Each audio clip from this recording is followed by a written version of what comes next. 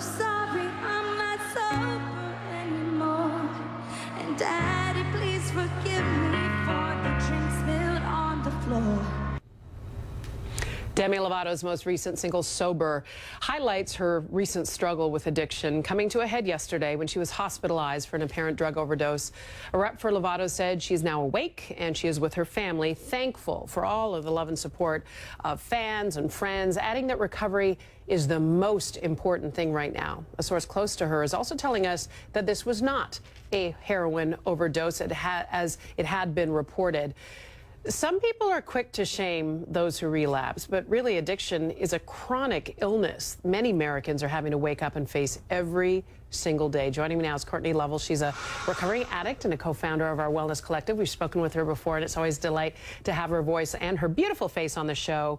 You know, and I think, you know, we talk about the urgency to get people help when they need it, right? When they're in this battle, the first thing you got to do is admit you have a problem and ask for help. That's just the beginning. I think some people might think that it's a one and done, and it's far from that. Well, good afternoon, Michaela. And first and foremost, I just want to say that Demi really is a hero in all of this. And I hope that the American people can take that away from her. She fought to rebuild her life in a recovery hostile environment in LA with fame and access, and spoke out against the stigma that was really making her struggle. That's a really brave thing to do, especially in a society that traditionally is harsh and critical around addiction. And addiction, as you just said, is by definition, according to NIDA, defined as a chronic relapsing brain disease. So it is part of the addiction and recovery process often to see people relapse. Chronic relapsing disease, that's such an important definition of it so people can understand that it is expected that you're going to struggle with it. I want you to explain a little bit more about the recovery hostile environment of Los Angeles, the idea that fame, money, attention, that these drugs and the lifestyle are easily accessible in a place like this?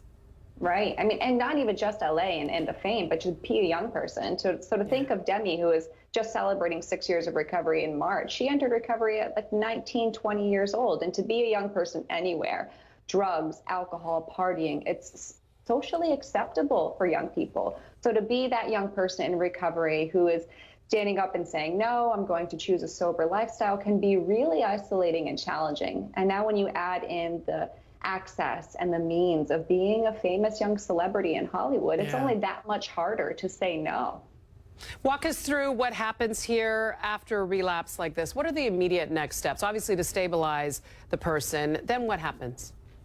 Well, generally, relapse can be a great opportunity for the individual to assess what was going right and what wasn't really meeting their needs in their recovery process. So clearly, Demi has been doing a lot of wonderful things to get her to the 6-year mark. But the fact that she had a relapse indicates that there was something that wasn't being addressed. So her family coming around her now, having therapists, having some recovery coaches around her to figure out what areas might she need to improve on or build up her supports, and then move forward, creating a plan of how to really do that, how to help her be her healthiest version of herself while also striving towards her goals. Well, part of that is all of us just sending good words of encouragement onto her, and we've been seeing that online, certainly in social media circles. A lot of people coming to support her, which is a nice thing to see. I wish that for everybody that's in this struggle, to be sure. Cortney Lovell, always a delight to have you here with us. Thank you, Michaela.